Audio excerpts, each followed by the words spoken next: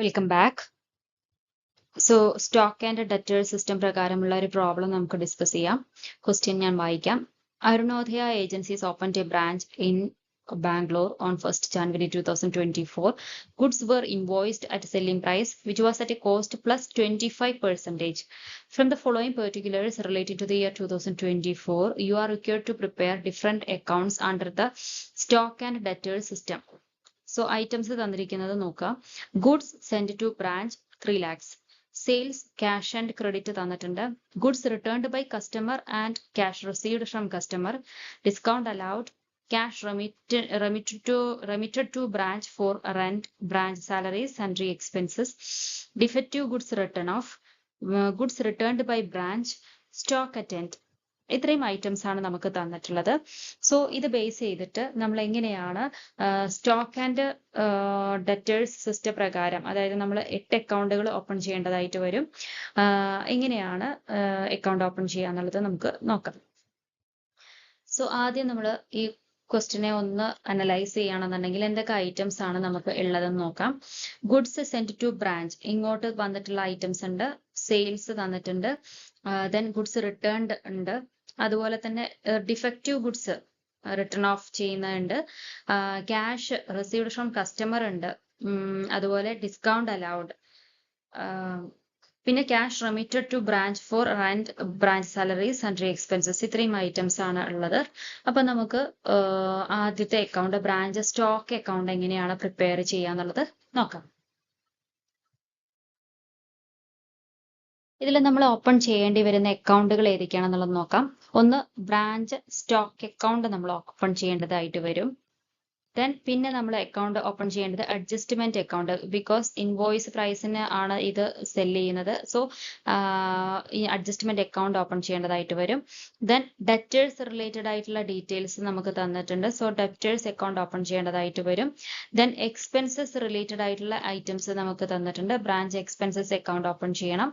Then ഇത് കഴിഞ്ഞാൽ നമ്മൾ branch profit and loss account prepare ചെയ്യണം.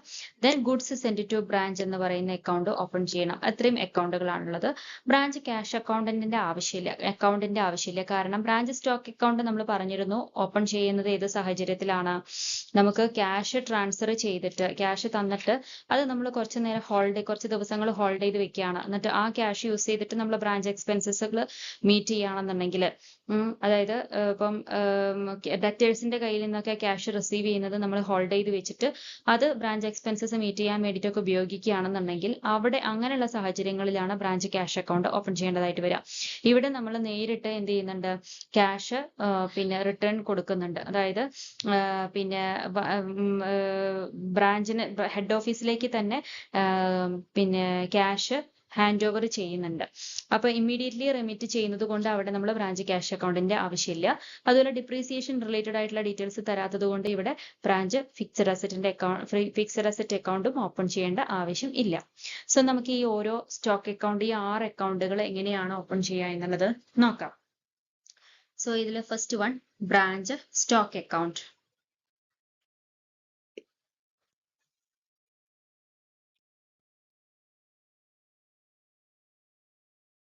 സോ ബ്രാഞ്ച് സ്റ്റോക്ക് അക്കൗണ്ട് നമ്മൾ തിയറി പറഞ്ഞിട്ടുണ്ടായിരുന്നു, ഒരു റിയൽ അക്കൗണ്ട് ആണ്. അതായത് സ്റ്റോക്ക് റിലേറ്റഡ് ആയിട്ടുള്ള കാര്യങ്ങൾ എന്തൊക്കെ ഇങ്ങോട്ട് വന്നു, അതായത് സ്റ്റോക്ക് ഇൻക്രീസ് ചെയ്യുന്ന കാര്യങ്ങൾ എന്തൊക്കെയാണ്, അതുപോലെ തന്നെ സ്റ്റോക്കിനെ ഡിക്രീസ് ചെയ്യുന്ന കാര്യങ്ങൾ എന്തൊക്കെയാണ്, അതിനെയാണ് നമ്മൾ എൻട്രി ചെയ്യേണ്ടത്. സോ ഇതിൽ തന്നിട്ടുള്ള ഐറ്റംസിൽ സ്റ്റോക്ക് ഓപ്പണിംഗ് സ്റ്റോക്ക് നമുക്ക് തന്നിട്ടില്ല, പക്ഷെ ക്ലോസിംഗ് സ്റ്റോക്ക് തന്നിട്ടുണ്ട്. സോ ക്ലോസിംഗ് സ്റ്റോക്ക് നമ്മൾ എൻറ്റർ ചെയ്യുക. ബൈ ബാലൻസ് ക്യാരി ഡൗൺ എന്ന് പറഞ്ഞിട്ട് ക്ലോസിംഗ് സ്റ്റോക്കിനെ നമ്മൾ എൻറ്റർ ചെയ്യുന്നു. ക്ലോസിംഗ് സ്റ്റോക്ക് വരുന്നത് 50,000 rupees ആണ്. ഓക്കെ, ദെൻ ഓപ്പണിംഗ് സ്റ്റോക്ക് നമുക്ക് തന്നിട്ടില്ല. പിന്നെ നമുക്ക് തന്നിട്ടുള്ളത് ഗുഡ്സ് സെൻഡ് ടു ബ്രാഞ്ച്, ഈ ഐറ്റം നമുക്ക് തന്നിട്ടുണ്ട്. So goods send to branch എന്ന് പറയുന്നത് 3 ലക്ഷം രൂപേന്റെ ഗുഡ്സ് ആണ് നമുക്ക് ബ്രാഞ്ചിലേക്ക് സെൻഡ് ചെയ്തിട്ടുള്ളത്. ആ 3 ലക്ഷം നമ്മൾ ഡെബിറ്റ് ചെയ്യുന്നു.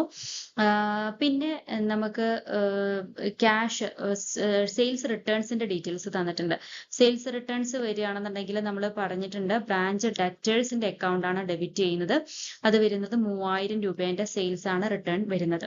ഓക്കെ, ദെൻ നമ്മൾ ക്രെഡിറ്റ് ചെയ്യേണ്ട ഐറ്റംസ് എന്തൊക്കെയാണ്, നമ്മളുടെ ഈ സ്റ്റോക്ക് എത്രത്തോളം പോയി എന്ന് പറയുന്നത് ബൈ സെയിൽസ് ആണ്. സെയിൽസ് ക്യാഷ് വിധേന സെയിൽസ് നടത്തുകയാണെന്നുണ്ടെങ്കിൽ അത് നമുക്ക് 1,00,000 റുപ്പീസിന്റെയാണ് വന്നിട്ടുള്ളത്. ക്രെഡിറ്റ് സെയിൽസ് വന്നിട്ടുള്ളത് അത് നമ്മൾ എൻ്റർ ചെയ്യുമ്പോൾ ബ്രാഞ്ച് ഡെറ്റർ അക്കൗണ്ടിലാണ് ക്രെഡിറ്റ് ചെയ്യേണ്ടത്. ഡെറ്റേഴ്സിന്റെ അക്കൗണ്ടിൽ അത് 1,40,000 റുപ്പീസ് ആണ് വരുന്നത്. Okay, then goods returned to head office. Head ഓഫീസിലേക്ക് തന്നെ തിരിച്ചു പോവുകയാണെന്നുണ്ടെങ്കിൽ ഗുഡ്സ് സെൻഡ് ടു ബ്രാഞ്ച് എന്നതിനെ നമ്മൾ ക്രെഡിറ്റ് ചെയ്യുന്നു. അത് എത്ര എമൗണ്ട് വരുന്നത് 12,000 രൂപയാണ്. Okay, then defective goods write off ചെയ്യുന്നുണ്ട്. അതിനെ നമ്മൾ അത്രയും നമ്മളുടെ ഗുഡ്സ് കുറയാണ് ചെയ്തത്. സോ ഡിഫക്റ്റീവ് ഗുഡ്സിന്റെ അക്കൗണ്ട് നമ്മൾ ക്രെഡിറ്റ് ചെയ്യുന്നു. അത് വരുന്നത് 1000 രൂപയാണ്. സോ ഇത്രയുമാണ് നമുക്ക് വരുന്നത്. ഇത് നമ്മൾ ബാലൻസ് ചെയ്ത് നോക്കിയാൽ എന്തെങ്കിലും ഷോർട്ടേജ് അല്ലെങ്കിൽ സർപ്ലസ് ഉണ്ടോ എന്നുള്ളത് ചെക്ക് ചെയ്യാം. സോ ടോട്ടൽ ചെയ്ത് നോക്കുന്ന സമയത്ത് ഡെബിറ്റ് സൈഡിൽ വരുന്ന ഐറ്റം 3,03,000 ആണ്. ഇനി ക്രെഡിറ്റ് സൈഡിൽ വരുന്ന ഐറ്റവും ടോട്ടൽ ചെയ്ത് നോക്കുമ്പോൾ 3,03,000 ആണ് വരുന്നത്. അതായത് ഇവിടെ ഷോർട്ടേജോ സർപ്ലസോ ഒന്നും ഇല്ല. ഇതാണ് branch stock account. Then next നമ്മൾ ബ്രാഞ്ച് അഡ്ജസ്റ്റ്മെന്റ് അക്കൗണ്ട് പ്രിപ്പയർ ചെയ്യുന്നത് നോക്കാം.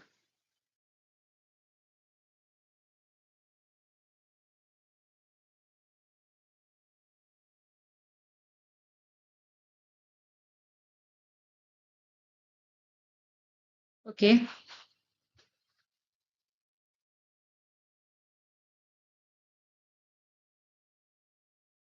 അടുത്തത് ബ്രാഞ്ച് അഡ്ജസ്റ്റ്മെന്റ് അക്കൗണ്ട് ആണ്.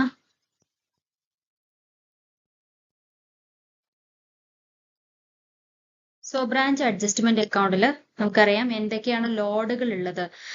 ആ ലോഡുകളാണ് ഡീറ്റെയിൽസ് ആണ് നമ്മൾ ഇവിടെ എൻ്റർ ചെയ്യേണ്ടത്.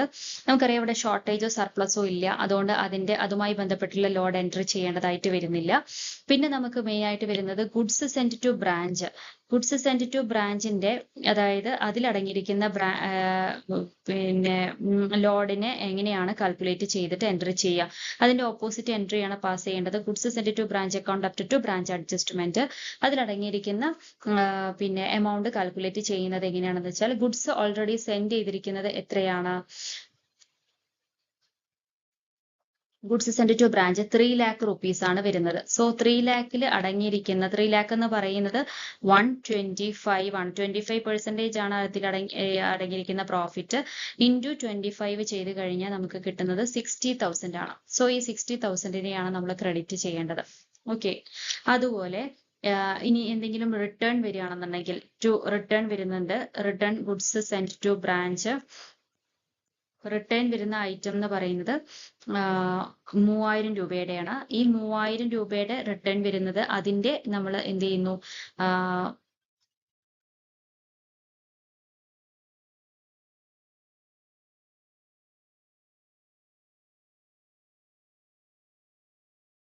സോറി 12,000 രൂപയാണ് goods send to branch return ചെയ്തിട്ടുള്ളത്. 12,000 രൂപ. സോ 12,000 ഡിവൈഡഡ് ബൈ 125 ഇൻറ്റു 25 അത് നമുക്ക് കിട്ടുന്നത് 2,400 ആണ്. Okay, then next defective items ഉള്ളതായിട്ട് പറഞ്ഞിട്ടുണ്ട്. ഈ ഡിഫക്റ്റീവ് ഐറ്റംസിന്റെ ഇതുപോലെ കാണാം 1,000 ആണ് defective item. Divided by 125 into 25 അതായത് 200 റുപ്പീസ് ആണ് വരുന്നത്. ദെൻ പിന്നെ നമ്മൾ ചെയ്യേണ്ടത് load in closing stock and opening stock. ഇതിൽ നമുക്ക് ഓപ്പണിംഗ് സ്റ്റോക്ക് ഇല്ല.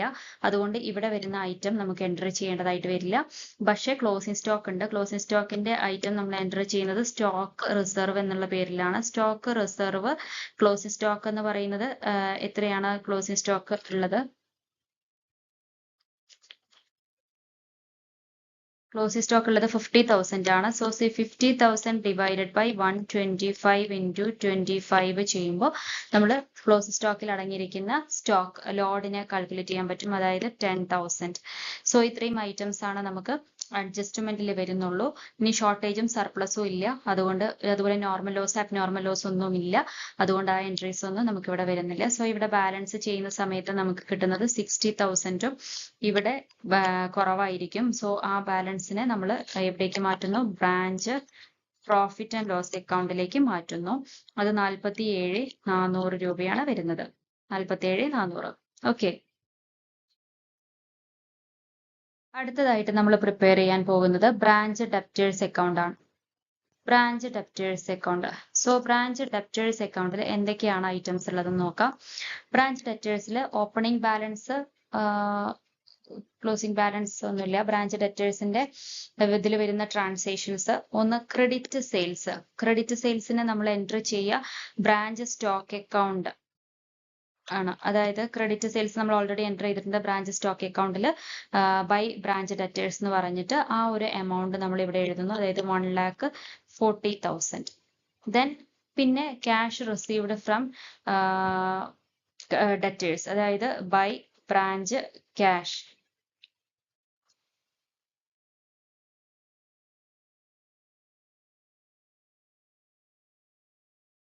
ക്യാഷ് റിസീവ്ഡ് ഫ്രം കസ്റ്റമർ എന്ന് പറയുന്നത് 80,000 റുപ്പീസ് ആണ് വരുന്നത്.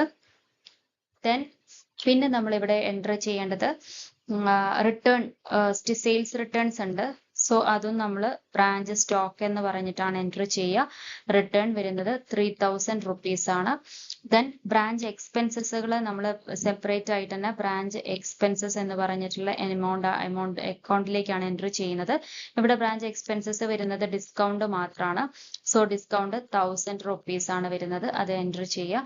ഇത്രയും ഐറ്റംസേ ഉള്ളൂ. ഇനി ബാലൻസ് ക്ലോസിംഗ് ബാലൻസ് ആയിട്ട് വരുന്നത് 56,000.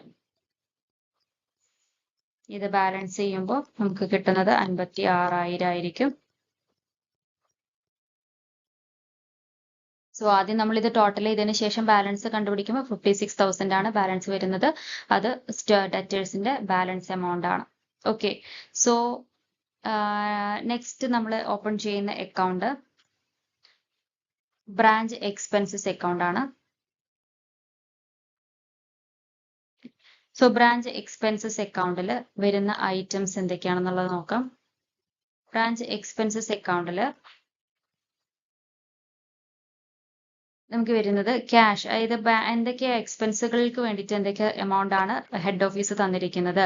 അത് സാലറീസിന് വേണ്ടി ഒരു 6,000, അതുപോലെ തന്നെ റെന്റ് ആൻഡ് റേറ്റ്സിന് വേണ്ടിയിട്ട് ഒരു 1,500. ദെൻ സൺട്രി എക്സ്പെൻസസ് എന്നുള്ള കാറ്റഗറിയിൽ 1,000 തന്നിട്ടുണ്ട്. ദെൻ ഡിസ്കൗണ്ട്, അത് നമുക്ക് വരുന്ന ഒരു എക്സ്പെൻസ് ആണ്. സോ ബ്രാഞ്ച് ഡെപ്റ്റേഴ്സ് എന്നുള്ള അക്കൗണ്ടിൽ നമ്മളത് എൻറ്റർ ചെയ്തിട്ടുണ്ട്, അത് 1,000 റുപ്പീസ് ആണ്. ഇത്രയേ വരുന്നുള്ളൂ. ബാക്കിയുള്ള എമൗണ്ടിനെ നമ്മൾ എന്തിലേക്ക് മാറ്റുന്നു? പ്രോഫിറ്റ് ആൻഡ് ലോസ് അക്കൗണ്ടിലേക്ക് മാറ്റുന്നു. Branch profit and loss account 9,500 ആണ് നമ്മളിത് ടോട്ടൽ ചെയ്യുമ്പോൾ കിട്ടുന്നത്. അതിന് നമ്മൾ ബ്രാഞ്ച് പ്രോഫിറ്റ് ആൻഡ് ലോസ് അക്കൗണ്ടിലേക്ക് മാറ്റുന്നു. ഓക്കെ,